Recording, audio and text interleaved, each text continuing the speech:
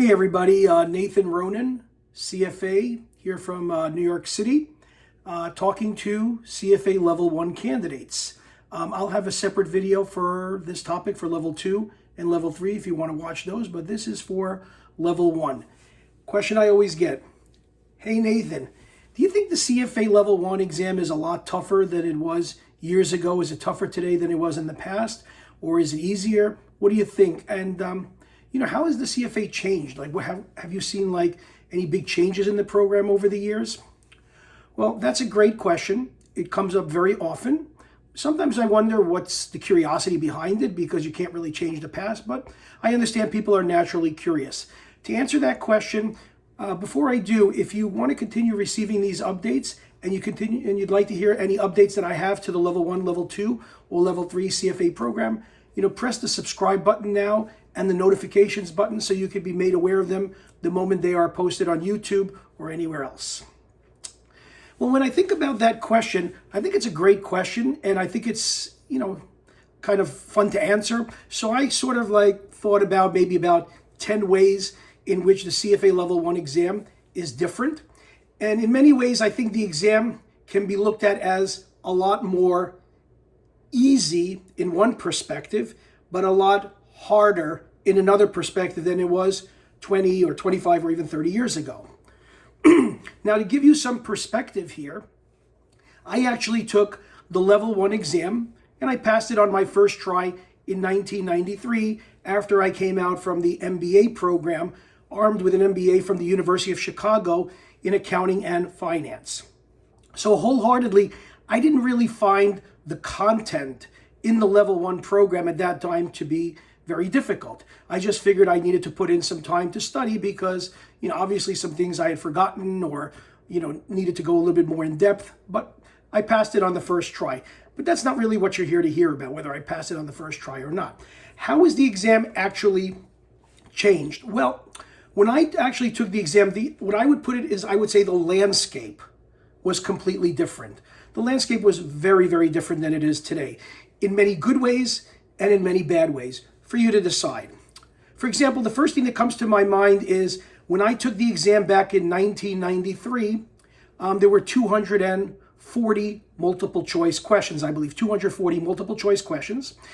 And there were 120 given in the morning session, as they called it, and 120 questions in the afternoon session. Okay. And the 240 questions were asked among many of the similar topics that you have in the CFA program today: financial statement analysis, ethics, quantitative methods, portfolio management, equity, fixed income, just so many different topics that were asked.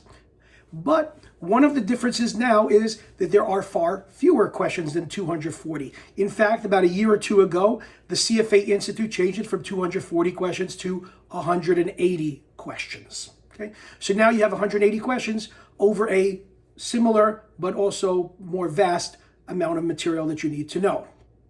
Okay, so that is pretty much one of the big differences. The second difference is tied to the first difference. When I took the exam and there were 240 questions, well, it was a 6-hour exam, 3 hours in the morning and 3 hours in the afternoon.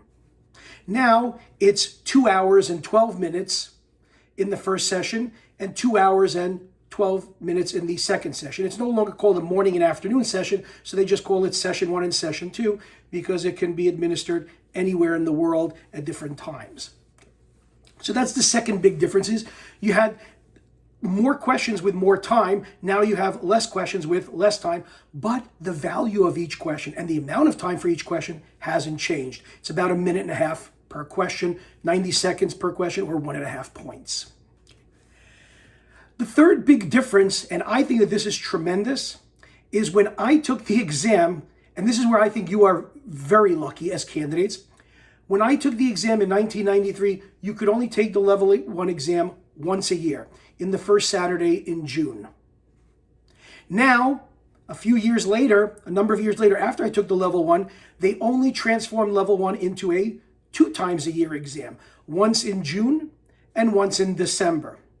And then once the exam became a computer-based exam a few years ago, they went from 1 exam per year in June to 2 exams per year from June and December, and now it's 4 times a year, with February, May, August, and November as exam dates that you could take the level 1 exam.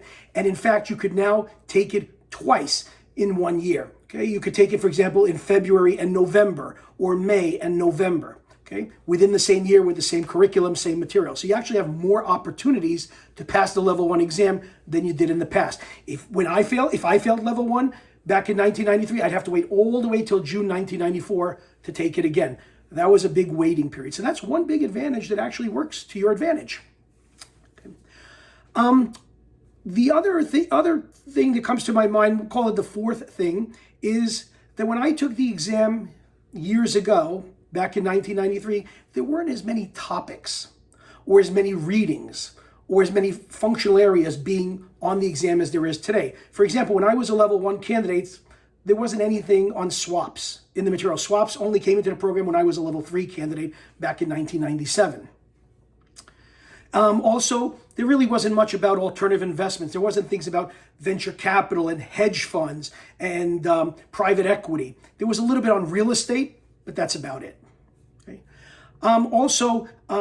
There were a lot of more beginning readings in the program in 1993. A lot of stuff that is now going to be pre-readings starting in 2024 for the level 1 exam. All the introductory stuff on microeconomics, all the introductory stuff on probability and statistics and quant, all the introductory stuff like about the balance sheet and the income statement in financial statement analysis. A lot of this stuff was still basic material in the program when I took it, but at the same time, it was testable. Now, what we're seeing is that all of this stuff, starting especially in 2024, is going to be relegated to a footnote as pre-readings that are optional for the candidate to do. So in other words, it's a little bit more difficult now starting in 2024 because a lot of these introductory readings are not going to be tested, and you're going to be starting out at a little bit of a higher level to keep up with what's going on in the universities, that a lot of the level 1 content is already covered in the universities. The fifth thing that I would actually like to talk about, I'm losing count here, but you'll keep count for me. The fifth thing is the waiting time after you took the exam. Well, you guys get really, really antsy about having to wait 8 weeks or 6 weeks or 10 weeks for your results. Okay.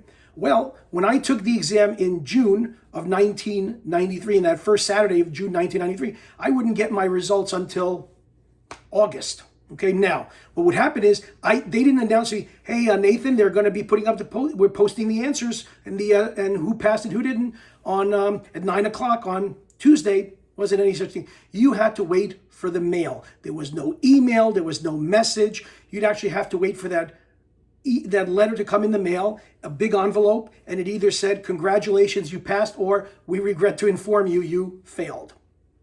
Well, what happens when your friends are getting their letters very quickly and you're not? And the postman says, sorry, Nathan, not in today's mail. So you have to wait for snail mail sometimes, and that was very, very annoying to many candidates, but that's changed. Now, you guys are very lucky. You on a certain date, you get the results. There's an email, there's another letter that comes out to you as an email. It's posted, boom, you know your results at 9 o'clock, 8 o'clock in the morning, and you're done. And you can know whether you're moving on to level 2 or you're going to have to retake level 1. So that's sort of an advantage that you guys have, which I think is beautiful. Another thing that I would talk about is maybe the pass rates even. If you're talking about a sixth thing, the pass rates. When I took the exam, the pass rates were marginally higher. They were more in the 50s, like 54, 55, 56, 57. Today, it's more in the 30s, 35, 38, 39. I'm talking about level 1 here, maybe 42. And I think that also relates to the fact that not that, the people are smarter today or the people back then are dumber, nothing like that. I just think that what happens is the methodology of determining pass rates, coming up with a minimum passing score, and also the demographics and who's taking the exam has changed over the years as well, which is what I'm going to talk about right now, which I would call number 8 or number 7, demographics. When I took the exam back in 1993, 65-70% of the candidates were in the United States, okay? And then the other 20-30% was miscellaneous from around the world. Didn't really have so much of a global appeal. CFA Institute for its own reasons, obviously, decided to make this more of a global exam, incorporating not only US GAAP, but international financial reporting standards, coming out with GIPS, the Global Investment Performance Standards, instead of the AIMR Performance Presentation Standards, and making this a much more wider appeal, more of a global exam, and to obviously stymie competition on this, what I call gold standard of finance. And so they really changed things a lot. And what happened was the demographics, as I said, was mostly in the United States. Now, I believe 35% of the candidates are in India, 30% are in China, 22% or so are in the United States, and then the remaining amount is all of the rest, meaning Europe, South America, Africa, Australia, New Zealand, and the like. Okay, so and Asia. So again, you're seeing a complete change in demographics and where the exam is actually taken and where the candidates are coming from. Now, that doesn't make it harder or easier of an exam, but there is a lot more competition and there's a lot more people taking the exam today than there was when I took the exam. Also, what I'd like to mention is about prep providers. You guys have the world at your fingertips. There are so many prep providers out there today. Some reputable ones, some not so reputable ones. Don't ask me which ones are reputable, which are not. I'm reputable. No, I'm just kidding. So the point of the matter is there are many choices for you in terms of prep providers if you wanted some help studying for the Level 1 exam. When I took the exam, it was pretty much one. And then it became two. It was a guy named Bob Stala, who was actually my mentor. And then all of a sudden, Carl Schweitzer came out, who created Schweitzer, and Schweitzer then was bought by eventually the Washington Post and Kaplan, and is now part of Kaplan. Okay, so those were really the two prep providers. There were no universities out there teaching CFA. Some of the societies did, like the New York Society of Security Analysts, or the CFA Society of New York, as it's known today. They had courses, but really it was relegated to two major companies, Bob Stala and Carl Schweitzer. Bob Stala is like the pioneer, and then Schweitzer came along. Bob Stala is retired. I believe he lives in Florida. I still speak to him once in a while. Wonderful man. Nobody could teach like him. Nobody knew the CFA curriculum like him. I've never seen anybody like that. And there was another guy at the society, New York Society, called Carl Kriego, and I still talk to as well. He was also one of my mentors, and he was a fantastic, very knowledgeable instructor for Level 1 and Level 3 and even Level 2. And he used to teach, I think, for Pace University in New York, but outstanding. I think he's retired as well, but those were really there weren't that many prep providers is what I'm trying to say.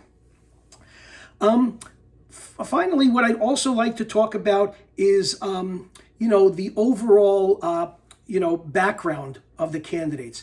And this may be surprising, but we didn't have the benefit of a Reddit or a analyst forum, or all these other types of systems that we could go on, ask other candidates questions, exchange, information, ask, how to do this or how to do that, or what's the chances this will show up on the exam.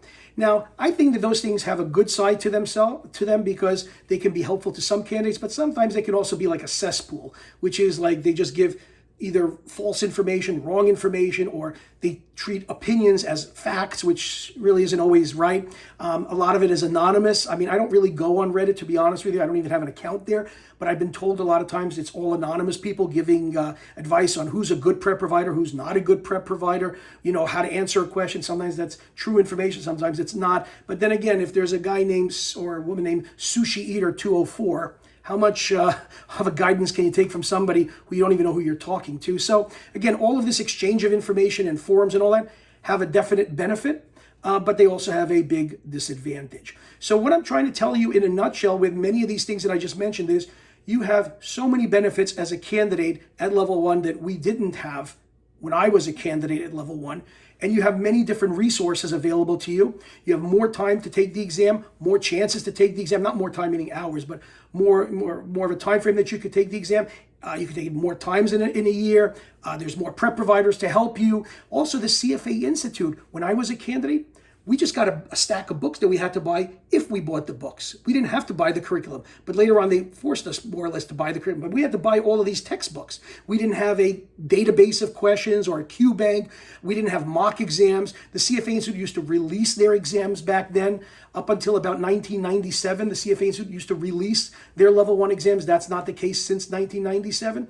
So there's a lot of, things in the structure of the exam and the way it's administered that has changed. But overall, you still got to know your financial statement analysis. You still need to know your ethics. You still need to know your portfolio management, your equity, your fixed income. Now you also need to know, derivatives and alternative investments. So I would say that the exam has, in many ways, changed for the better. And you have a lot more opportunities, and you should be happy because we didn't have those opportunities when we were candidates, and we had to wait a long time to get our results. So that's my sort of take on it. I'm always welcome to hear your comments or suggestions or any other questions you have. You can always reach out to me at chalkandboard.org. That's chalk and board, CHALK, and board, BOARD, chalkandboard.org. And I'll be happy to answer your questions. And if you have any questions about my programs at Level 1, I'll be happy to share my 27 years of experience with you as well.